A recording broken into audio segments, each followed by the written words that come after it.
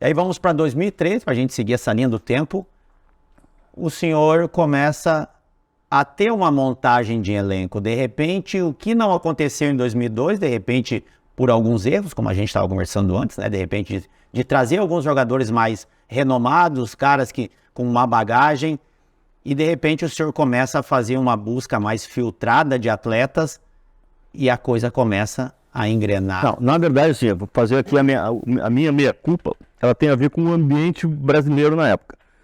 O que acontecia? Em 2002, começou a vigorar a Lei Pelé, né? Já estava começando a vigorar desde 98, mas os efeitos da Lei Pelé passaram a ser em 2001 e 2002, quando começaram a terminar os contratos dos atletas que vigoravam na lei anterior. Então, a partir de 98, cada contrato que terminasse, o jogador ficaria livre.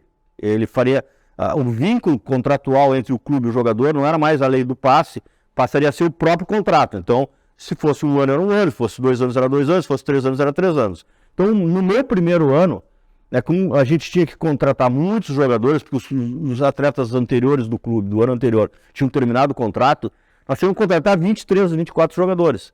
Né? E aí, como eu estava começando o meu primeiro ano, eu tive receio de contratar jogador por mais de um ano, né? Para não criar um vínculo demasiado, porque vai que o jogador não desse certo.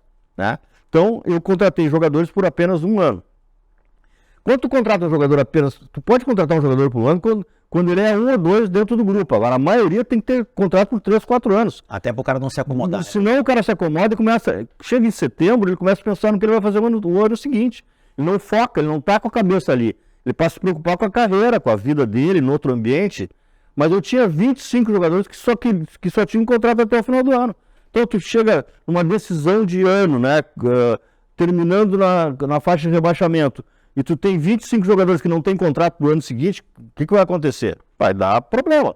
Então esse foi o meu erro. Esse foi o grande erro do primeiro ano. Contratar jogadores apenas por um ano.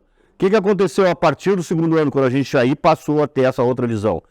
Primeira coisa, os jogadores jovens que havia no clube passaram a ser requisitados porque já tinham idade para poder jogar. No primeiro ano nós tínhamos o Diogo Rincon, o Clayton e o Daniel Carvalho.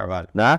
No segundo ano já tinha Diogo, Chiquinho, Neymar, Nilmar. Aí era uma safra maravilhosa. Sim. Né?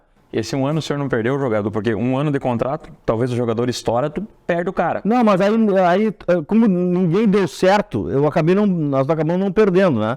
Aí permaneceu o Clayton, o Daniel Carvalho já tinha contrato por mais tempo, e o Daniel no primeiro ano não foi bem, depois ele foi bem a partir de 2003. No primeiro ano nós vendemos um jogador, o Diogo Rincon, para conseguir pagar a conta, né? Então, tudo aconteceu por erro nosso, primeiro, erro nosso, não tem como fugir, tá?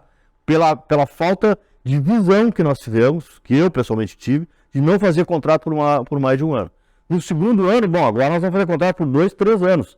Agora nós vamos fazer um time que tenha sequência. O cara está aqui em janeiro e sabe que em dezembro ele vai estar aqui em janeiro do ano que vem de novo. Né? E aí ele vai poder render, ele vai poder se dedicar, ele não vai estar pensando em outra coisa. E isso aconteceu.